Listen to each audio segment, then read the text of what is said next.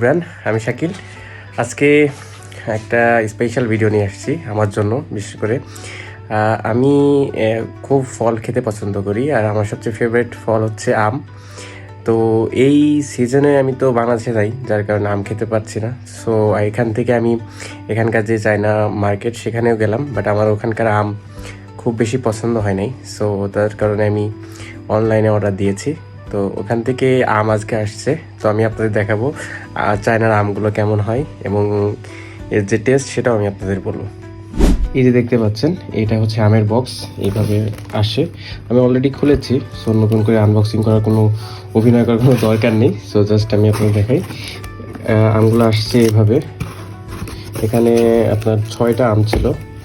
6টা আমের সাইজ দেখতে পাচ্ছেন, খুব সুন্দর দেখতে, খুবই সুন্দর, কিন্তু খেতে কেমন হবে এটা আমি আসলে বুঝতে পারছি না। তো আমি আপনাকে খাওয়ার পর রিভিউটা দিতে পারবো। আর যত সুন্দর এখানে প্যাকেজিং সবই আছে। আর এটার মূল্য নিয়েছে বাংলাদেশি টাকার হচ্ছে 200 টাকা মতো। 200 টাকার মতো এখানে দাম পড়েছে। এখানে 6টা আছে, সাইজটা মোটামুটি বড়ই বলা যায়। আর দেখতে খুবই সুন্দর, এখন বোঝা যাচ্ছে না আসলে টেস্ট কেমন হবে। ফাইনালি আমরা আমগুলো কাটলাম এবং দেখবো আসলে কেমন লাগে। দেখতে সুন্দর, এখন খেতে কেমন লাগবে এটাই বড় ব্যাপার।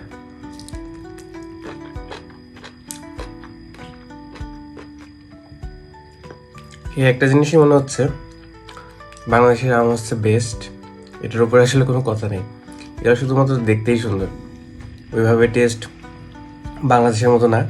আর আমার কাছে মনে হয়েছে কেমন যেন এটা পেঁপের মতো, না পেঁপে না আম, একটা মাঝামাঝি টাইপের।